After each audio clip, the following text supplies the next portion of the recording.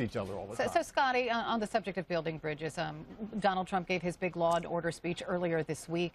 He spoke to a largely white crowd and talked of his support for police, but he has not sat down with members of the black community so far. Why not?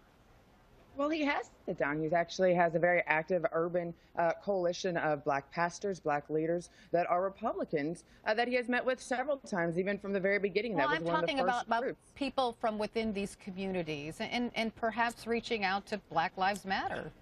And I think and the campaign has reached out to him, but just because they reach out doesn't mean that they're Black Lives Matter? Well, I don't know about Black Lives Matter, but he has reached out. He's always had an open invitation to those within the black community to come into any of these meetings with the pastors. And you have some great people out there speaking on his behalf within the community. They just held a rally in North Carolina at a black church that was phenomenal, that his daughter-in-law was at. So he is trying to reach out to them. But just because, you take this that he met with in Milwaukee. Well, he tried to go into those areas in Chicago, in San Diego, and others, and you saw these big riots and you saw chaos erupt. He wasn't going to do that. Milwaukee had enough trouble, but he wanted to show the police officers, unlike Hillary Clinton, that he supported them. There is a reason right now why the Fraternal Order of Police president says that they feel like Hillary Clinton snubbed them. There is a reason right now why police and law enforcement actually feel like they've been betrayed by Hillary Clinton and the Democratic Party when last year they passed a resolution solidifying and saying they supported the Black Lives Matter movement. Most importantly, even look at the DNC. Philadelphia, the New York Post, as well as Mayor Giuliani reported that Philly police officers were not allowed to wear their uniforms on the floor there at the DNC within the convention center. So law enforcement feel like, and rightfully so, and justified. So I do think, Tom, and I'll let you address what Scottie said, Keith, in just a moment, but I want to get to Tom. I do think that there is a sentiment among many police officers that Democrats are in line with Black Lives Matter and don't really care about their problems. The FOP did sit down with Donald Trump, but not Hillary Clinton, although the FOP has offered no endorsement of either candidate so far. So what do you make of this as my middle-of-the-roader, Tom? Well, look, I think this is despite the fact that this meeting was set up weeks ago, I think it points to the fact that Hillary Clinton is trying to strike a very delicate balance here between, appeasing the folks on her base, in her base, who some of, won't even say, to say all lives matter is problematic. And obviously, the police and the law and order. That's why I think this, for Donald Trump, this is smart politically, particularly for him in places like suburbs where he's lost ground, because for him to be able to say he's a law and order candidate might help him recover some ground with folks if they believe that and they look at Hillary Clinton and they think that she's not as much in favor of law and order. So politically, I think it's a potent issue and one that I think Hillary Clinton has to be very careful with. So Keith, I do want you to address some of what Scottie said, but I do believe that there is a sentiment among many police officers that Democrats are not actually sympathetic to what they go through every day on the streets. Well, yeah, first, in terms of the question about the police officers, I think that the police unions have typically, over the past 20 or 30 years or so, maybe even 40 years, been on the side of Republicans. And that's largely because of Richard Nixon's law and order style of philosophy of policing, police politics, I should say.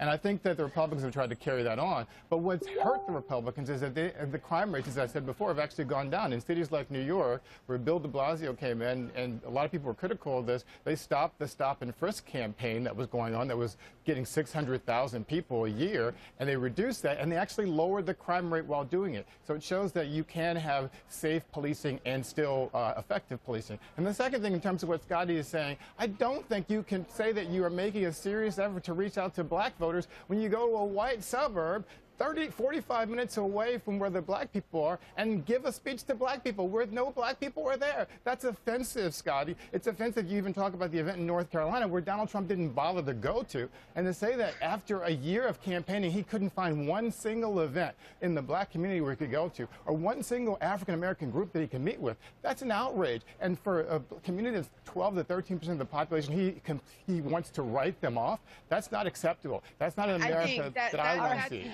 Scottie, your rebuttal. Real simple. That's wrong to sit there and say that he is not. He has actually embraced the black community probably more than any other candidate and is continuing to do that. But let me point out, while you're talking about crime, he said laziness is a trait among blacks. Crime is going down. Guess what's going up?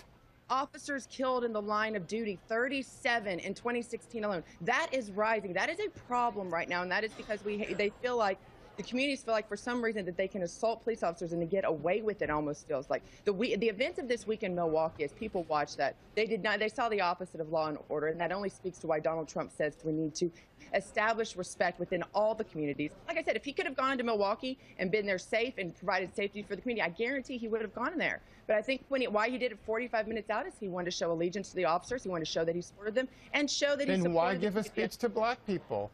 Why bill it as a speech to black people when there's no black people in the audience, Scottie? The doors were open. They could have come in very peacefully. And why didn't they come, Scottie? Why didn't they show up? Well, maybe because the community is only 1% black. There's only 1% black in the community we visited. Of course, there were no black people there at a Donald Trump rally. And the people who would show up would probably get kicked out. We saw people's lives were endangered in Chicago because of the riots that happened outside by the protesters. He has tried to go into those communities, and unfortunately, those communities would not accept him yet, despite his long track record of supporting. He could have gone to the NABJ. Okay. I'm going to end this here because I'm thinking, Tom, and I'm sure you agree, there will be no agreement here. I'm going to end the conversation here.